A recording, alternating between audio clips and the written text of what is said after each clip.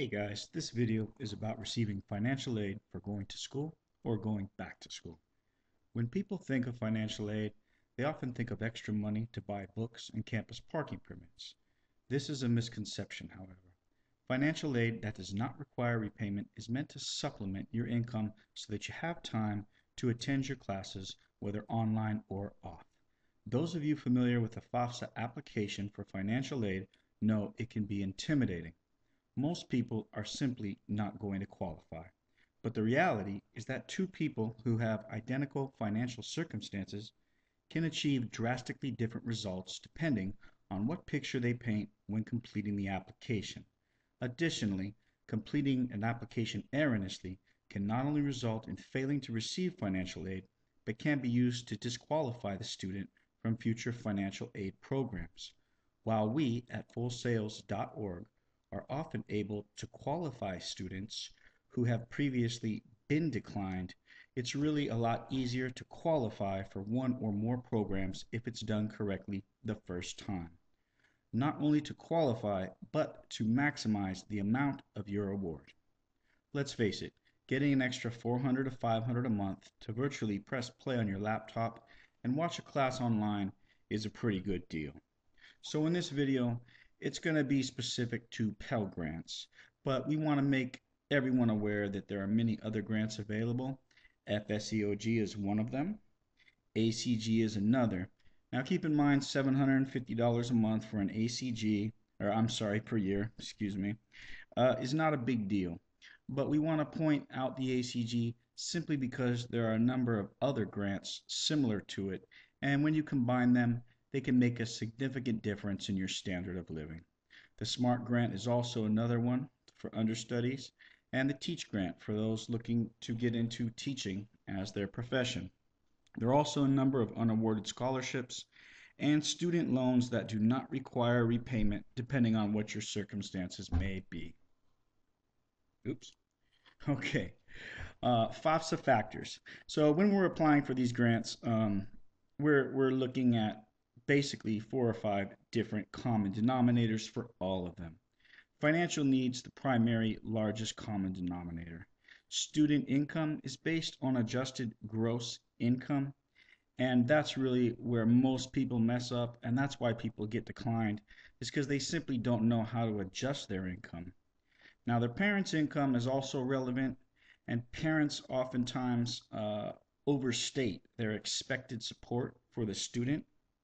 But if you're married, your spouse is also considered a family member, and in that circumstance, that's also an expected contribution according to FAFSA. The household size is applicable if you are a dependent and your parents have other dependents. And the expected family contribution, once again, applies to not only parents, but to spouses as well. Financial need. Financial need's a pretty simple formula, but there's a lot of ways to mess it up. It's basically the cost of attendance minus your family contribution, and that is what equals your financial need. There's a lot more to it than that, but those are the basic nuts and bolts of your application and your future applications because they will be judged by your former FAFSA application. But the terms are fairly ambiguous. Your expected family contribution, for example, could be referring to either your parents or your spouse, or if there was a trust fund left behind for you. If you're planning on getting married, you'll definitely want to apply for your grant before you consider getting married. And if you are a dependent, your parents should consider making any large purchases they are considering prior to applying. They may wish to maximize their retirement contributions as well, because basically we want to make the largest financial need possible, and to sum it up, less is more. Okay, student income. The first thing you're going to want to consider is if you do have an income, you're going to want to maximize your IRA and your 401k, any retirement contribution you can. You're also going to want to deduct for alimony and child support if those apply to you. Now, when I say deduct moving expenses here, I'm really not including that so you'll have an extra $300 deduction against your AGI. Really, I'm just pointing out to you that there are hundreds of little things like that that really add up to a significant difference and make the difference between getting accepted or declined. So that's definitely going to be something you want to look into. Are little things like moving expenses, and there's just too many of them to mention in this video. You're going to want to deduct your tuition and fees, and you're going to want to deduct your student loans. Now, as far as your parents or spouse are concerned, once again, less is more.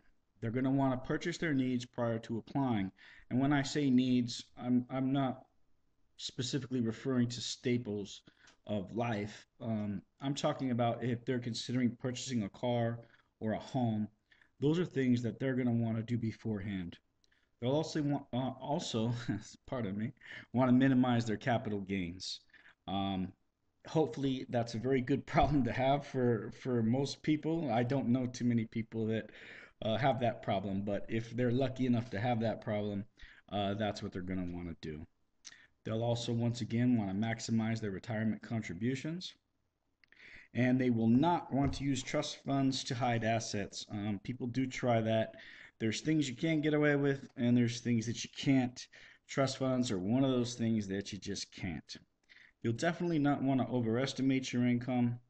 And most importantly, and I think it's significant for a lot of people right now, is that you'll want to include any capital loss. There are a lot of people in a lot of dire financial circumstances at this time. A lot of people have been foreclosed upon. Those are definitely things that are going to be factored in, and they're going to want to mention that. Okay, what is the expected family contribution? Well, once again, less is more. And your expected family contribution depends on your dependency status and your marital status. Um, to make it more simple or perhaps more complicated, I'm not sure which.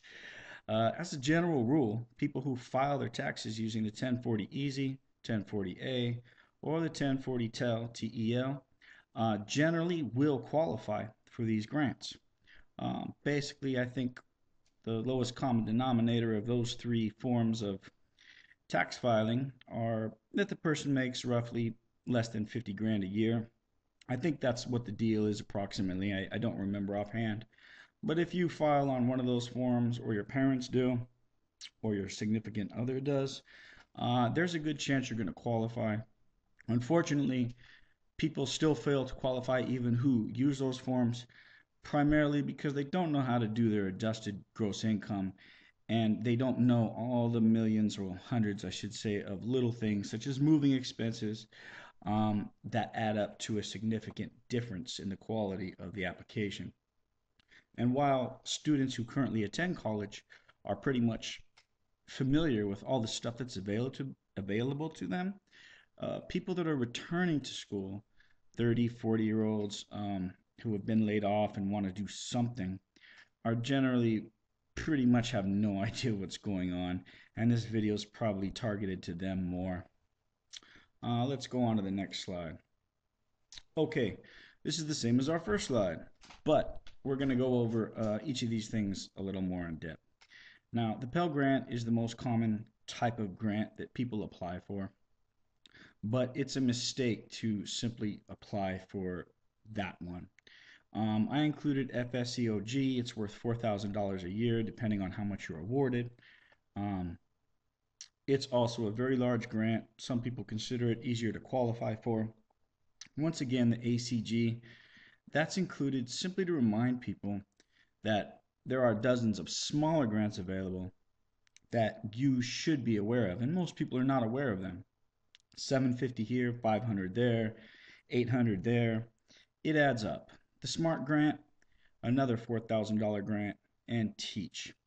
So unawarded scholarships are another major factor. Hundreds of unawarded scholarships just get fallen by the wayside each and every year, and people should definitely consider applying for them. That's a significant amount of money. It can definitely improve the quality of your life, and it doesn't take more than a week to try and track down the information you need to apply for those. Um, and when we go back to Perkins loans, student loans, things like that, if you're considering traveling, maybe doing some volunteer work, a lot of those loans simply are dissipated.